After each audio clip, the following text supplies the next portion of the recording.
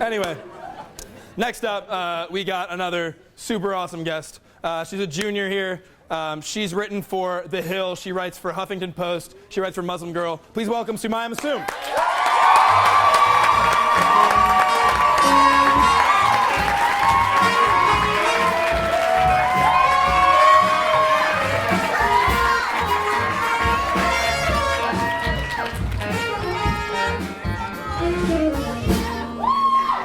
Pretty good, right?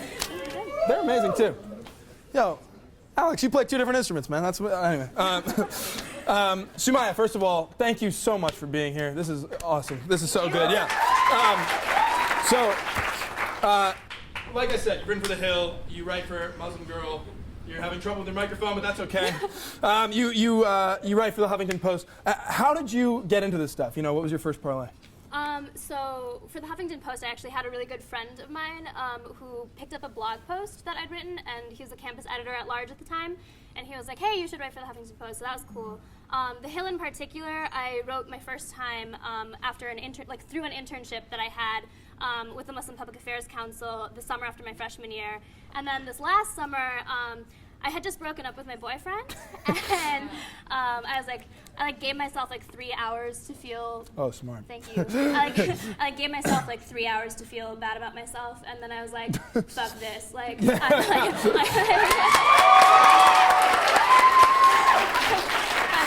I'm better than this. So I was like, I got published in The Hill last summer. I'm just gonna try it again, and then it happened and worked out. So that's amazing. Yeah.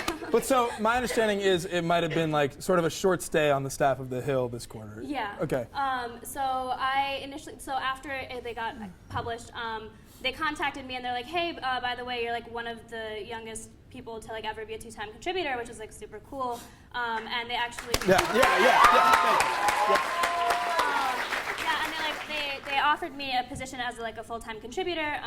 So over winter break, after all the election madness had happened, I thought, this is the time to use my voice and to really try and write.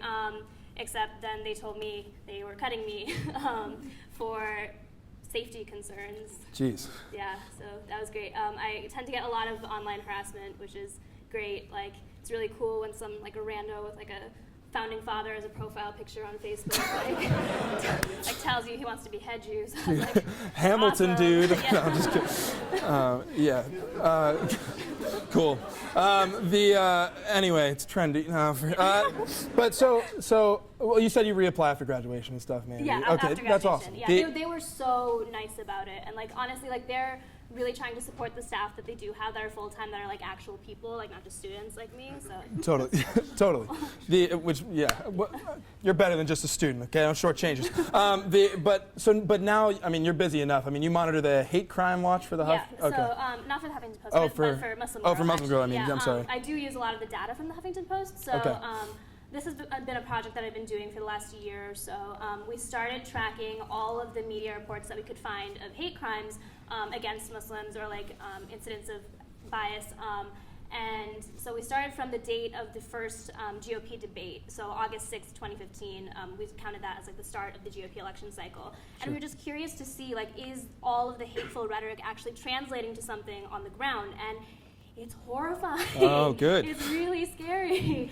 There's been over 500 in just the last year and a half, and it's really draining. I just lock myself in my room for 3 weeks every so often and just track all of these things and put them out there and just cry and watch Save the Virgin for a while. Hopefully some Ben and Jerry's too, yes, or something. But so speaking of, you worked sort of for the White House this summer. You reported to the White House. That makes it sound a lot. The old White House, that is. Yeah, the old White House. The not too White House. Yeah.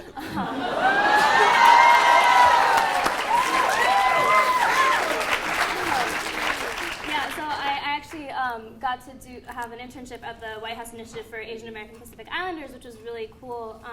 So our comms team answered to the White House digital team. We were funded by the Department of Education. It was a really cool experience. Learned a lot about being Asian, which you'd think I would already know, but I don't. I grew up under a rock in rural Wisconsin, so this was my sorry. I learned a lot about my own identity then, and it was really cool, and I was really excited to keep working on that. And then right after the new administration came in, they axed it. So like I logged on to the website the next day, and it was just a white blank page, which is much like the administration again.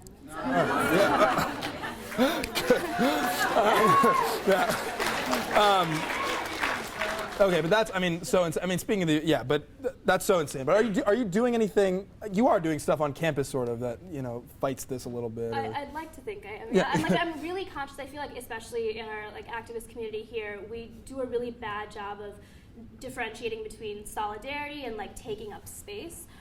So I spoke at the Muslim ban, which some of my friends helped put together, which was an amazing effort. No Muslim ban.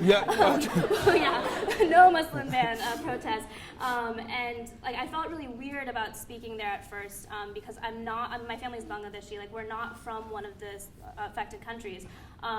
But once my friends asked me to, I thought it was my job as an ally to stand up and speak there. So that was really cool. Totally. Yeah. And you've been doing more than, that's awesome. Yeah. But you've been doing just more than that in terms of, you've been an ally across the board. You just had a bill, right, passed? Yeah, I'm really excited about that, actually. So I used to be the co-VP for Student Life for ASG, and then when I was in ASG, I realized there's little to no accountability for ASG members themselves. Shocker, right? But then, with the help of Max, who's the exec VP right now, we put together a bill calling for, similar to what Shape and Mars have, that if a member of ASG is found to be accused of sexual assault, then they will have to voluntarily remove themselves from the institution. So that just passed unanimously this week. Yes. Oh, that's awesome. I didn't even know. Wow. Unanimously? I had no idea. Wow. That's awesome. And now, with that in mind, everyone's looking forward. Next week, spring break is coming up. Okay. People excited about Wisconsin and spring break. Okay. Okay. Interesting pattern. Okay. Anyway, sorry. I was going to ask about. Right. So spring break is coming up. What? No! What? Cut the music!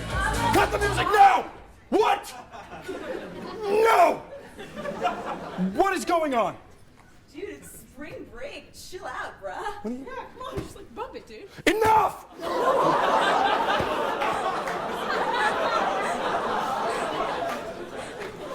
Listen, I don't know what's going on here, but we're in the middle of a show. I'm so sorry, Sumaia. This is unprofessional. Thank you. Come on, Ryder. We gotta hit the road so we can get to Cabo by sunrise. No, what? Dude, there's no way we're that close to Mexico. Doesn't make any sense. Chillax, bro. Try this drink. I call it the Dangly Speedo. Why would I ever try a drink called the Dangly? I'm not gonna. Chug. Chug. Chug. I'll try. Chug. It's not bad. Yeah, you think we can actually make it to Mexico by sunrise? Yeah, totally, dude. We've got some extra blades just for you. Blades? Yeah, rollerblades, dude. Fuck them then. Okay. All right, dude. Righteous man.